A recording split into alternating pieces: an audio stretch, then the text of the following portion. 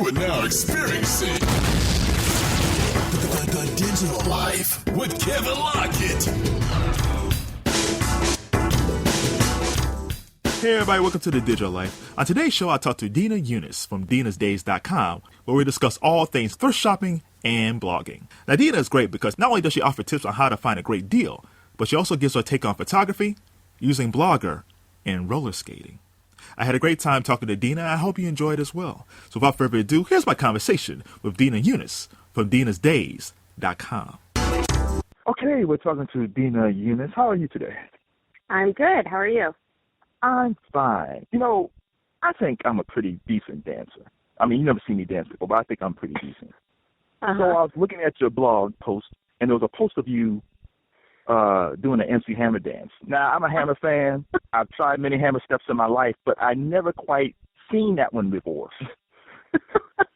Because it's not really the Hammer dance. And, you know, sometimes you post things on your blog, and you forget that people actually read it.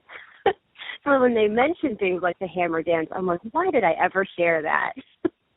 I know, like you were caught in a wind tunnel or something like that. I couldn't quite. It's at the time I definitely thought I was doing the Hammer dance, but it really looked like I was flipping on a banana peel. It does. That is the banana dance. It is the banana dance. So the reason I talked, well, okay, let me go back for a minute.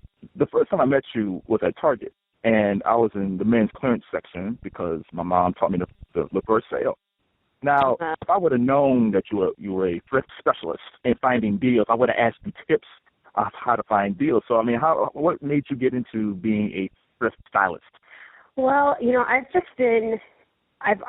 always been interested in thrift shopping, bargain shopping, clearance racks, ever since I was old enough really to receive an allowance. It's just, I always just, you know, never saw the point in spending a lot of money on clothes. So as the years went on and the older I got, and when I realized I was saving a lot of money doing it, you know, after I got my first job and everything, it just became a habit, really. It's, you know, it's second nature. Just to the first way that comes to mind to shop is to just either go to the thrift store or straight to a clearance rack.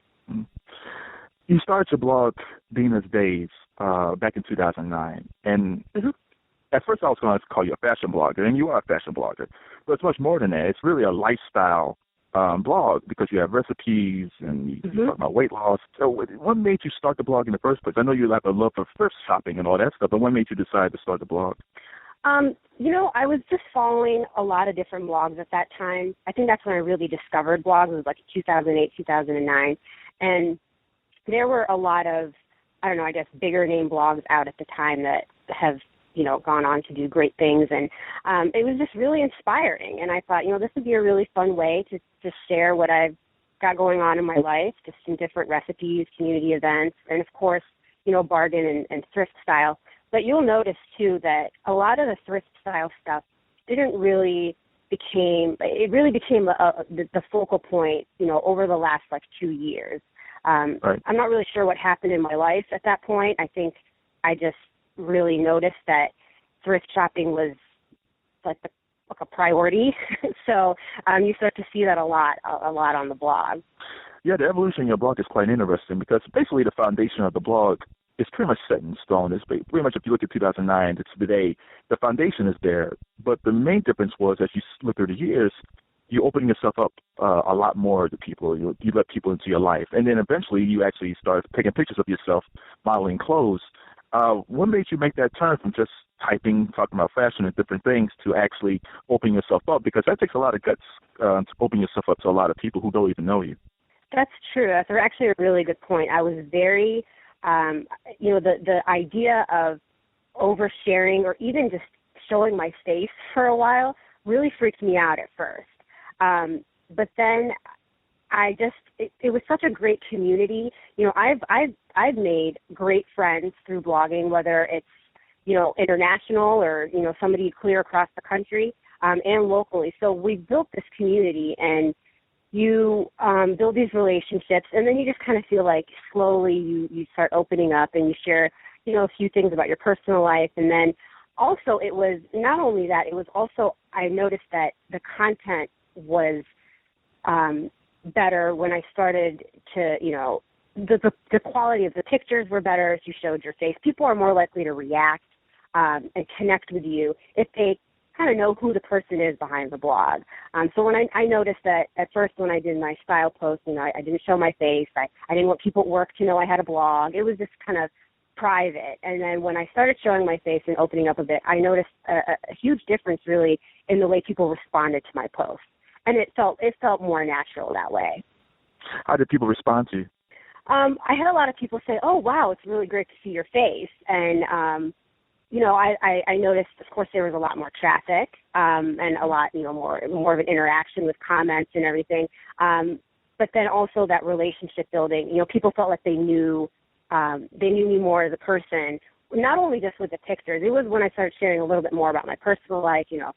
Not necessarily exactly where I worked, but what the field of work that I was in, the things I like to do on the weekends with my friends. So they got to know me more as a person than just a blogger. Yeah, and one of the things I really enjoy about your blogs is the photography. I mean, you love photography. I do. Yeah. I mean, what got you interested in photography? I think I've been interested in it for quite some time, really since I was like a preteen. But I'm definitely not a pro. But it's just such a great hobby, and blogging has allowed me to integrate both, my love for blogging and my love for photography. So I spend a lot of time, actually, probably more than the average person does, taking pictures for my blog, just because it's almost become like therapeutic for me. And I have noticed over the years, the quality of my pictures on my blog starting off were just okay. But I noticed, the better quality photo, the more likely people are going to read the post. It's more interesting, because we've become such a visual audience. A lot of times people won't even read the content. They just want to see they want to gather what you're talking about through the photos. The photos have to be able to tell the story. Right. Now, I might debate you on you not being a pro. Now, technically, you're not a pro. I understand that. But I just saw a picture today of you were holding, was it succulents? Oh, yeah. And you were in the background, faded out, and the succulents were just clear as day. And I wish I can do that with my Polaroid camera, but I haven't figured that out yet. I mean, that is a very professional look, even though you say you're not a professional. Well, thank you. It's just practice. I like I said, I spent a lot of time like a crazy person by myself, and I take all the photos by myself. I even take my own style photos with a tripod and a remote and everything, and it can be time consuming, but I enjoy it. Like it's not like time spent where I'm feeling stressed out. I just take my time and I just do it over and over. And a lot of times, only 4 or 5 pictures will make it to a post, but really I would have taken, honestly, maybe sometimes 100. So it's just, practicing, and we have so many different just options available to us now on the internet. Anything you're wondering about, how to take a picture, how to set your camera or whatever, you can Google it, and there are YouTube videos and free workshops and all of that. What type of camera do you use? I have a Canon Rebel T3i. Ah, you got the Rebel. Ah. Yeah, it's good, but it's very user friendly. I recommend it for anyone starting out who's really interested, and but I also recommend always read your manual. Yeah. So even your overhead shots, I mean, are you standing on something when you do that, or? Here's a little secret. The headshot on my blog, I'm actually squatting in a parking garage. I'm not even sitting down. Nice. Yeah, you never know. What I'd like to learn a little more would be just photo editing and video editing. It's kind of on my blog to-do list. It's been that I haven't been able to make the time for it, but just really getting into Photoshop and all that would be really nice. And another thing I like about your blog is that you're using Blogger. So, because most people say use WordPress or use Tumblr, but you're a Blogger girl, which I love because most people don't use Blogger as much as they should. I love Blogger. I know you have more, I think, options with WordPress as far as design and all that goes, but Blogger is so easy to use. It's very user friendly. I tried to switch to WordPress once. I don't know why. I was just going through a phase, and I couldn't get past it. Like, it took 5 minutes in. I'm like, this is just too confusing for me. So I like basic, clean, easy to use. So I'm definitely a fan of Blogger. And there wasn't really a specific reason why I chose Blogger. I think I just had a Gmail, and it said create a blog, and I clicked on it. So that's really how it happened. The one thing I didn't realize is there was a strong fashion blogging community in Northeast Ohio. I mean, there is. There is. I had no idea. Well, I mean, I'm okay in buying clothes, but me and the fellas don't sit around and say, "Hey, nice belt." We don't do that type of thing. But I had no idea there was such a strong fashion blog community here. Yeah, there is. Unfortunately, there are a lot of Akron blogs that kind of fell off over the years. Because it is a commitment. But there definitely are some in the Akron area. I've noticed the girls, not necessarily girls, there are girls and guys, but mostly the blogs I follow are female blogs. But mostly I've noticed the ones in Akron are focused heavily on thrift shopping too. Like all the girls I know through that, we share the same interests, in the different stores around here. And there's definitely a big community in the Cleveland area. I just think that there's a lot going on that sometimes people don't realize in our community as far as fashion goes. And it's not necessarily, some big fashion event. We have a lot of independently owned stores and shows and events going on and these blogs are a great way to share that information. Yeah. Speaking of fashion event, you had a fashion event with Goodwill, and the theme was Stevie Wonder's Secret Life of Plants. Yes. Which is an underrated album that nobody ever talks about. So I was like, this is fantastic. Why did you choose that album? Like, it's so obscure. Like, I love that album, but it's so obscure, most people hate it. What made you? A lot of people do, yeah. It's a great album. Not a lot of people know about it. It was different. It's not mainstream. I have the album on like vinyl, and I play it all the time. My boyfriend actually introduced me to the album several years ago. I'd never even heard of it. And I knew some songs off of the album, but I never knew, his vision behind it. I never knew how every song incorporated a plant or flower. It was just, it's really a work of art. And I listened to it all the time. My favorite song is Come Back as a Flower. And it was dead of winter. I was trying to think of an idea for the fashion show, and I had that album on repeat all winter. And I'm like, well, why don't I just use, Come Back as a Flower as the inspiration? But I didn't want to use any floral print, so I thought I'll just I essentially stole his idea where I used a flower or plant as an inspiration for every look, which is what he did. He used a flower or plant in every song or in the title or in the lyrics or whatever. So it ended up being a lot of fun. The colors were, like a garden-like collection. But, yeah, I mean, just being able to use Stevie Wonder as inspiration, I mean, he's a genius. So what inspires you? I mean, when you're doing your thrift shopping or writing your blogs, I mean, what inspires you? Well, lots of different things. I see inspiration in a lot of different things. It could be music or, I don't follow a lot of times people are surprised that I don't really read fashion magazines. I just kind of do what I like and what I want. And so that's the beauty of it, is just shopping with an idea in mind that's all yours. Of course, there are some trends that I follow, if I'm really into them. But the great thing about thrift shopping is that it's all your own. You can see the potential in something, make your own, whether it's fashionable or trendy or not. And personally, I like bright colors and prints and vintage clothes, embellishments, things like that really stand out.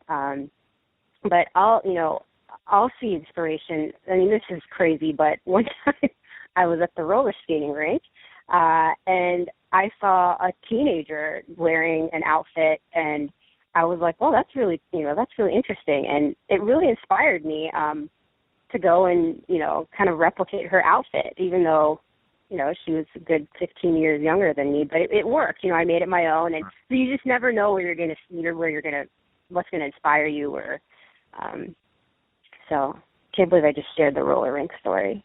Are you a pretty good roller skater or no? I love to roller skate. It's so much fun. All right. I need a picture. Well, you have to take a picture of yourself roller skating one day. I have quite a few that, are pretty embarrassing. It can't be as embarrassing as the banana dance. So I don't know. We'll see. Yeah. So, when I was a kid, my mom, my grandmother used to take me to my brother and I. We used to go to these rummage sales and thrift stores, and as a little kid, like, why are we doing this? But I started to figure out, like, my mom used to buy my dad's work clothes from these places, and then I also started noticing that she was buying stuff for herself and buying stuff for us, and it was pretty nice. I think sometimes people really don't understand. If you go to Goodwill or the thrift store or rummage sales or flea markets, you can find some really nice items. But most of them, sometimes it's actually brand new. Oh, yeah. I mean, there's definitely, I'm going to say like 95% of my wardrobe comes from the thrift store. And I think a lot of people don't realize it because most of the time people aren't persistent enough. You might not find what you're looking for the first or second time around. But if you go enough to where you're familiar with the store, you're familiar with the layout, you start to develop an eye, you'll really start to find a lot of really great things. And like you said, there are lots of times I find things that are brand new. I think you just have to kind of overcome that intimidation and fear of, this big store packed with clothing and items, and just don't be grossed out by it. There's really nothing gross about it. Right. Should people set a budget? Because I know some people who find tons of deals, but they might go broke because they find so much clothing or so many items. Absolutely. Just because thrift shopping is the cheap way to go, you absolutely should set a budget, whether it's a monthly budget or a budget for that specific trip. If I'm going to the thrift store today, I'm only going to spend $10 because it's cheap, it's tempting to buy a lot of things, but, you don't want to end up with a bunch of things, whether it's clothes or house goods, housewares. You don't want to end up with a lot of things that you don't want just because it costs 50 cents or $1 or $5. I've been guilty of that before, where, I was going to the thrift store every other week or so and spending $10 here, $15 there, and it adds up. That's a lot of stuff that you don't really need. So actually a tip that I recommend for that is, aside from just setting a shopping budget, if you go to the thrift store, try to take something with you to donate before you go. So, like, for example, Goodwill will give you 20% off coupon if you donate your clothes that day. It could be one piece of clothing. You could take one shirt with you and donate, and they'll give you a 20% off coupon. So that way you're kind of rotating your clothes. You're not, just adding things to your collection. You're making room for new items. And I really try to do that every time I go to Goodwill. At least take a couple things that I haven't worn in like a year. Speaking of Goodwill, you did a nice. You helped select outfits for some women. I think it was like a contest or something like that. You helped. Oh yeah. Yeah. And it reminded me of like a first store version of what not to wear, because you helped them find the clothes, and then the second time around you made them look for the clothes. It's like, hey, it's like Stacey and Clinton, but at Goodwill. Yeah, that's because I'm really passionate about really helping people, find things that match their style on a budget. Because people, who follow my blog or even friends or family who aren't really thrifters will say, I just don't understand how you find that, or only you could find that. But really I want to show them that you can too. And so it's my way of trying to help them, find things at the thrift store that were within their budget, that match their style. And then if they are interested in learning how to find, develop those thrift shopping skills or developing an eye at the thrift store, I'll tell them, all right, today you're going to go out and find a denim jacket on your own, or whatever the case may be. And it's a lot of fun. People are always happy when they go home with, clothes that they are set, they're set for the year as far as clothes go, and they've only spent, less than $100. And now you're also like a personal thrift shopper for people. And I like the fact you have an assessment. You ask people questions of what exactly that they're looking for. You go out, you find these items and bring them back to them, which is pretty interesting. Yeah, I'm really trying to, I really want that to grow. So I partnered with Goodwill, and I'd like to raffle off some sessions on my blog or, give them away because, I really want to, I really want to help them be able to buy and shop on a budget and really see how much fun thrift shopping can be. And you also did another interesting thing, estate shop. Because I always see estate sales like, oh, okay, they must be selling off a building, but actually they're just auctioning off the items that's in someone's house. Yeah, I've been thrifting for a long time, but surprisingly, I really don't do estate sales as much. I don't know why. And so a friend of mine does them all the time, and she was giving me some tips, and it's kind of a different experience than thrift shopping, I found. I mean, you are at the person's home. It's a lot more personal, but and some estate sales can be much more expensive than the thrift store. It just depends on the sale and the day that you go, and who the owner of the home was or whatever. But the one I went to was for a friend of a friend, and it was packed, and it was a lot of fun. It was an interesting experience. But if you're into antiques, estate sales are the way to go. I mean, there are just lots of really cool things at estate sales. Yeah, you put up a cool typewriter with aqua keys, which was it's really cool. Yeah, that was one of the estate sale finds, and I've had my eye on some typewriters for a while just because I like the way they look. And this one was really cool. It works and it types just fine, so it's something to do and type up a letter. Yeah. People don't even do that anymore. You use Pinterest and Instagram quite a bit. Do you think that if you didn't use Pinterest and Instagram as much, do you think your blog wouldn't have been as successful, or not? Well, actually, Instagram and Pinterest weren't even around when I started blogging, and I was a little hesitant at first to really market the content on my blog through Instagram, but it's actually worked wonders for Dina's days. Like I said, we've become such a visual audience. We just want quick bits of information and updates. So Instagram allows me to, kind of share day-to-day creative posts with my readers that don't necessarily require them to visit the blog and read the post, because I don't expect them to read every post every day. So Instagram is like that outlet where, they see something and it could be, oh, okay, yeah, like I'll check that on her blog later, or it could just be something not related to the blog that really piques their interest. And Pinterest is actually the number one or two I think it's the second traffic source for my blog. So that's telling me that whenever I pin something, the majority of my readers are coming from Pinterest, which is pretty cool because I never realized that. So I think new bloggers might underestimate the power of Pinterest. Instagram, it's like they may or may not go through the trouble to follow the link in your profile to read the post on their phone. But Pinterest is definitely, that's one of the number one places where we go and search for inspiration, whether it's recipes or vacation, travel, outfits.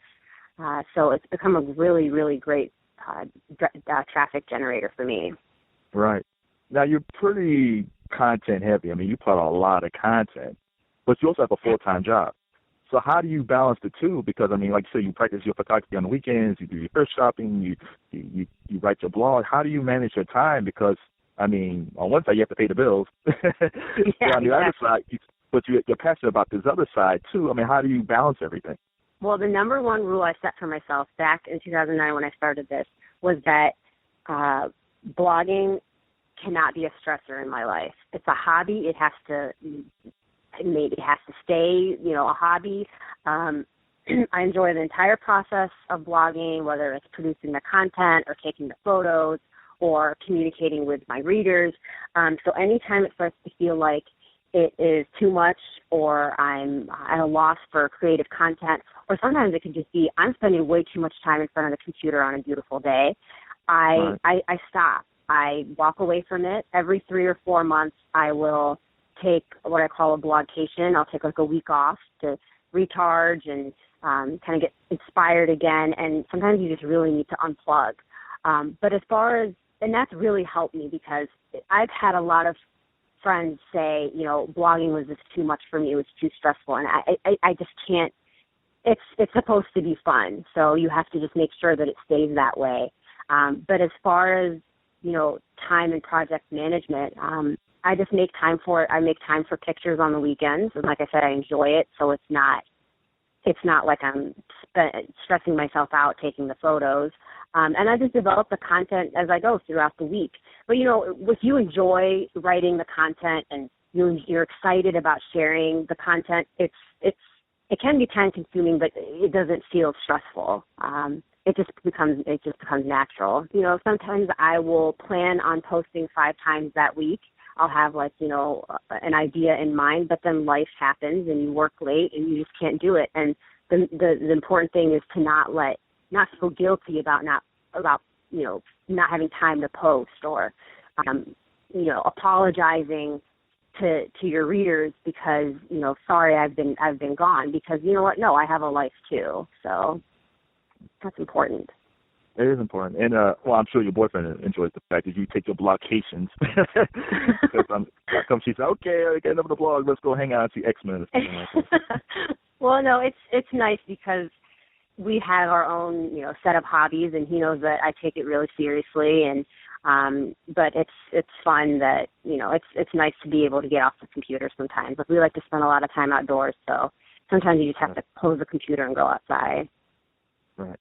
And I enjoy your blog post about your sister. You know, it's very touching. But you have a very unique background because you were born in Akron, but you grew up a lot in Jordan. And having those two different experiences, how does that shape you as a person? I think just having, you know, an appreciation for both places and really having experienced moving back at 14 years old, really, it was rough. I mean, middle school is a terrible place for all kids, let alone the new kid. So I think it really just calmed me down. I really, you know, just valued the friendships that I formed when I first moved here, and it's nice to be able to share some bits and pieces of my background on the blog, and you know, a lot of times you'll see that through recipes and just some experiences and places I visited. So it's kind of fun to share that. Right. You wrote some tips on blog posting, on what you learned about blogging. So what type of things do you think you still need to work on when it comes to blogging? Overall, I mean, I'm definitely growing and learning every year. I think it's important to keep up with social media and all the changes, because so much has changed as far as blogs and social media in just the short 5 years since I've blogged. So it's really important to keep an open mind. I have to force myself to, you know, if a new platform or outlet comes out, I have to really force myself to look into it and see, you know, how can my blog benefit from this? And it's easy to just be like, oh, well, I'm just really not going to, whatever is working is working. I don't need to look into anything else. I think I would also really like to expand on video blogging. I think that's becoming a lot more popular now. I'd like to work on some sponsorships, but I think I've been doing that. I started that a little bit more locally, you know, just partnering with Goodwill and collaborations. I think that's really important. And so yeah, those are definitely some things. You know, you're constantly growing, keep an open mind, and I think continuing to form relationships with other bloggers and your readers, because without them, I mean, you're just talking to yourself. Right. And what type of apps and gadgets do you use? Well, I definitely love my camera, so that's my number one gadget. I just learned about a photo editing app actually called Snapseed, and it's really been great for kind of brightening up and editing photos for your phone, which I like to use for my Instagram posts. All right. Well, Dina and Younis, thank you for the conversation. If people want to check you out, where can they go? dinasdays.com. And that's DINASDAYS.com. Yes. Okay. Thanks a lot, Dina. Thank you very much. And work on those dance moves. Oh, I will. All right. Thanks a lot. All right. Thanks. Bye. I want to thank Dina Younis for being a great guest on The Digital Life. Make sure you check out her lifestyle blog, dinasdays.com. That's dinasdays.com. Before I go, I have a Twitter question for you. Tweet me at Kevin Lockett and tell me, where do you find your deals online? Use the hashtag MyDeal. That's a hashtag MyDeal. And let me know, how do you find your deals online? All right, everybody. It's The Digital Life. I'm Kevin Lockett, and I'm out. The Digital Life with Kevin Lockett.